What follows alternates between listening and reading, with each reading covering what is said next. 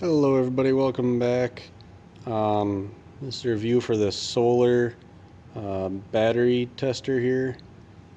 It's very similar to like a load tester, but I believe it's called a capacitance tester. Here's the back of it. That's just kind of the list of all the abbreviations that it uses. Um, Here's the front of it. I mentioned this in a different video, and somebody had a question on it, on if it can do anything that a multimeter can't. So I figured I'd just make a quick video on it. I got some tractor batteries here. They're dirty. I didn't clean them off. This is just straight up real world. I'm not trying to fake anything here. So it comes with negative and a positive lead. You just hook that up respectively to the battery. Positive lead over here to the positive side, and your negative to your negative. And when you do that, the screen will light up. It gives you your battery voltage. And then the main thing that I use this for, can do some other things, but I'll explain that in a minute. There's a little battery thing flashing there. Come down, hit the enter button, and then it'll give you underneath that, you can kind of see it's the SLI there. That's just the type of battery that you have. So this is just a conventional battery. So I'll hit OK. They do have, here's the other types there. Then like I said, the abbreviations for all those are on the back here. If you're not sure what kind, just look at the abbreviations and go by that. Most of them are going to be your conventional batteries. So I just hit SLI, and then it'll ask you what measurement you want to test here. Almost all the time I just do cold cranking amps, the CCA. There's regular CA, there's a couple other designations, I'm not sure. So you click that, and I already have it set to 950, but just look at whatever cold cranking amp your battery is. So this one's a 950 cold cranking amp battery, and there are two batteries in here. I haven't unhooked any of the wires. It's all connected yet. This isn't meant to be you gotta pull your batteries out to do this center test. It's a quick 1-2 minute test here just to see your battery life. So it will save your last number that you put in here. So like I said, the last time I did this, it was on a 950 cold cranking amp battery. So it saved that, and you can change that with these up and down arrows here. It'll change it by 5 amps each push. So I'll get that back up 950, and then you hit the enter button again, and it kind of does its thing. You'll hear little ticks, a couple little ticks, and it'll give you, so like this one's only putting out 414 cold cranking amps. It'll tell you it's a bad battery, so this one will have to get replaced here. I'll show you this other one just to prove that there's not, it does measure each individual battery when I'm doing this. Hook it back up, positive, negative, 12.6. So I'll hit the battery, SLI again, cold cranking amps, again, same 950 battery. Hit the enter there. Oh. I must not have my connections right, because it gives you that little error code. If you're not connected up all the way, it'll do that.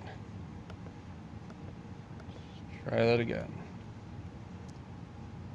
Yeah, and see, this one's got 884 cold cranking amps, and it'll tell you that battery's okay. Now, if you do have a dual battery set up like this, change them both. If you put one battery in, it'll kill you both of them again. So they should be even when you're doing it. So that's basically the battery side of this. Like I said, you can use a load tester, like one of those. You can get them pretty much anywhere. Harbor Freight sells them. A lot of places sell them. Puts a load on the battery and tells you what it is.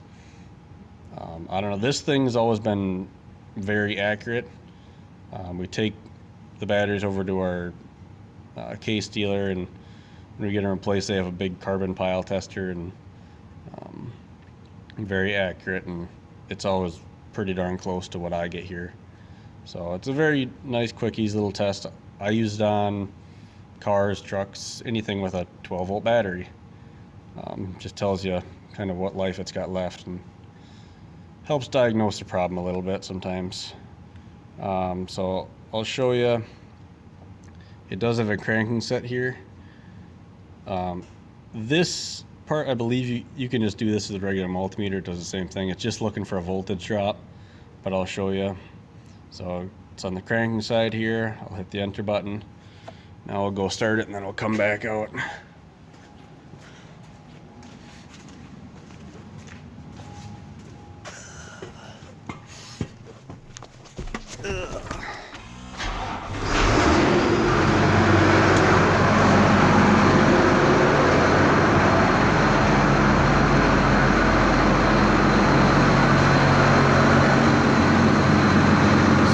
Everybody can hear me. Right, it dropped down to 9.34 volts when it was cranking there, which is low. That's probably due to the one battery being bad. After you do that test, you can hit enter again, and it tells you what the alternator output is. So right now the alternator is putting out about 13 volts, a little low probably just because it's idling.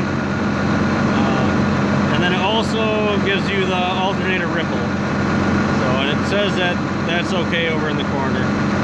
So not stuff I use a lot. Let me go shut the tractor off so people can hear me. Mostly I just use it for the battery test. It's just a nice little peace of mind thing. Like I live up here in Wisconsin where it's damn cold in the winter. And so if the batteries aren't up to snuff, then the tractor won't start. Like that's what happened to this one. We had a hard time starting it, and that's why I brought it into the shop to check this stuff out.